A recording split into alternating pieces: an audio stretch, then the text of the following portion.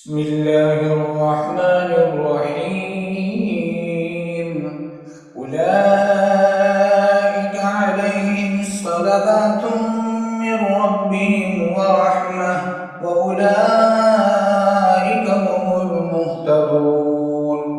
إن الصفا والمروة من شعائر الله فمن حج البيت أو اعتمر فلا جناح عليه أن يطوف بهما، ومن تطوع خيرا فإن الله شاكر عليم.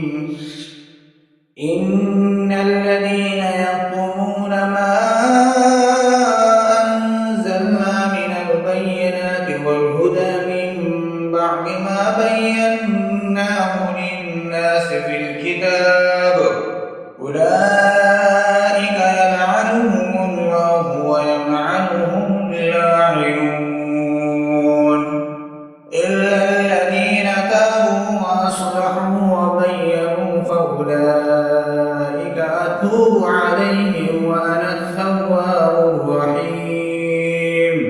إن الذين كفروا وماتوا وهم كفار أولئك عليهم لعنة الله والملائكة والناس أجمعين خالدين فيها لا يخفف عنهم العذاب ولا هم ينظرون. وإلهكم إله واحد لا إله إلا هو الرحمن الرحيم. إن في خلق السماوات والأرض واختلاف الليل والنهار والفلك التي تجري في البحر بما ينفع الناس وما أنزل الله من السماء ماء فأحيا به الأرض بعد موتها وبث فيها من كل دابة وتصريف الرياح والسحاب المسخر بين السماء والأرض لآيات لقوم يعقلون.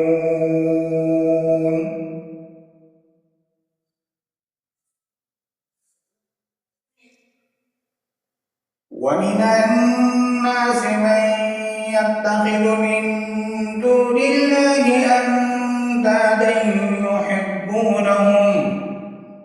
يحبونهم كحب الله والذين آمنوا أشد حبا لله ولو يرى الذين ظلموا إذ يرون العذاب أن القوة لله جميعا وأن الله شديد العذاب. إذ تبرأ الذين اتبعوا من الذين اتبعوا ورأوا العذاب وتقطعت بهم الأسباب. وقال الذين اتبعوا لو أن لنا كرة فنتبرأ منهم كما تبرأوا منا كذلك يريهم الله أعمالهم حسرات عليهم وما هم بخارجين من النار.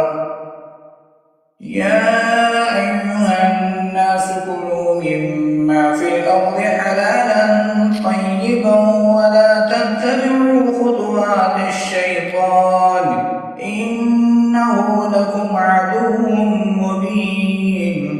إنما يأمركم بالسوء والفحشاء وأن تقولوا على الله ما لا تعلمون. وإذا قيل لهم اتبعوا ما أنزل الله قالوا بل نتبع ما ألفينا عليه آباءنا أولو كان آباؤهم لا يعقلون شيئا ولا يهتدون.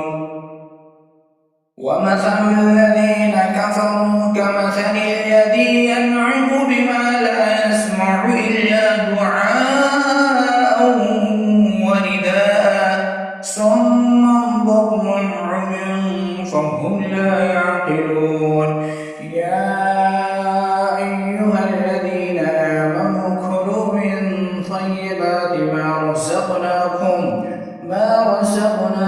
واشكروا لله إن كنتم إياه تعبدون